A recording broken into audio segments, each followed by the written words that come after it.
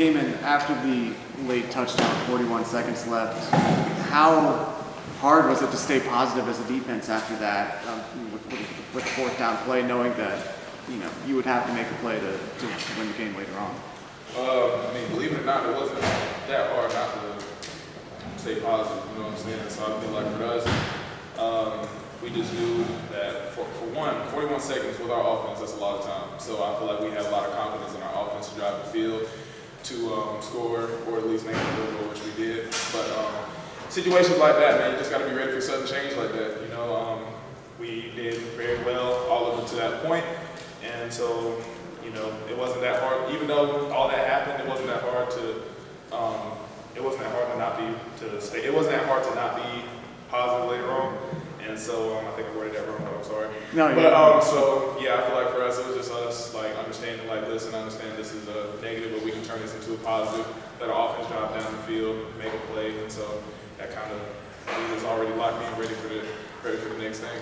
You feel like it's poetic that it ended with you guys making a stop after that? Say it again. I feel like it's poetic that it ended with you guys making a stop after that. Oh yeah, most definitely.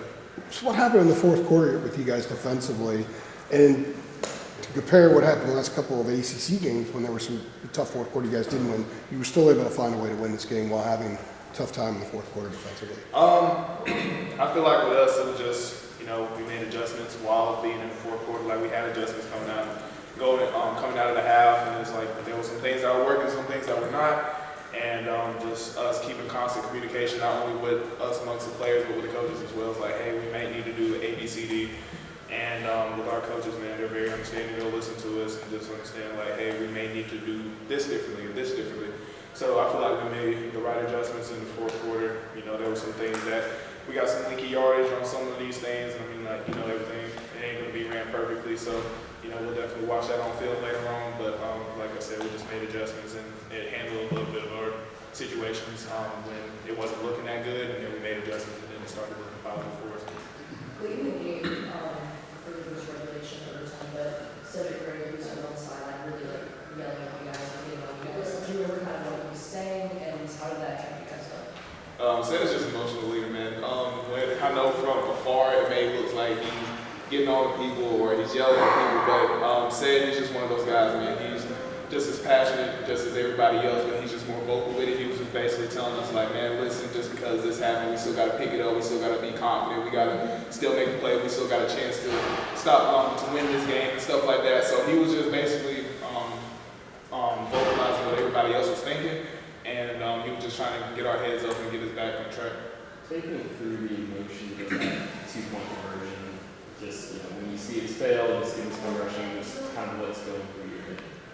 I mean, that was crazy, and I know for us, man, it's just me as a pass rusher, whether I get there or not, when you see the ball out of the quarterback's hands, man, that's it's like everything moves in slow motion. And so it's like when I saw the ball leave his hand and I saw it was like incomplete, that was just joy for me, you know what I'm saying? So just seeing the fans rush, I know I haven't been a part of that since Wake Forest, my sophomore year. So that was definitely an experience to feel again. So, that was just, I'm glad that one, we got the win, and two, that we get to celebrate it not only with our team, but the rest of the target community as well. So. Who all was ringing the bell after the game in the locker room? Who all was ringing the bell? Yeah. Shoot, just about everybody. What'd you do when the crowd came? Like when they rushed? Not gonna lie to you, I was trying to find my exit points. That was a lot of people, and I was celebrating. There was a couple people that got some films in. Yeah, man, we beat through But yeah, after a while, me and Jonathan Adorno and a lot of our teammates, we started forming the line, started pushing through. So I was just trying to find my exit points. But I mean, I wasn't. It's not like I wasn't enjoying the moment. I definitely did, and like I said, just enjoying the win with not only my teammates but the rest of the target community. Man, that's just something this is something I'll never forget. So, You talk about the confidence that you had in the offense to get that lead in the second half. Just how much does that stem from having a quarterback like Drake? And I guess what has he kind of meant to this team so far this year? Drake has meant a lot to this team, man. It's just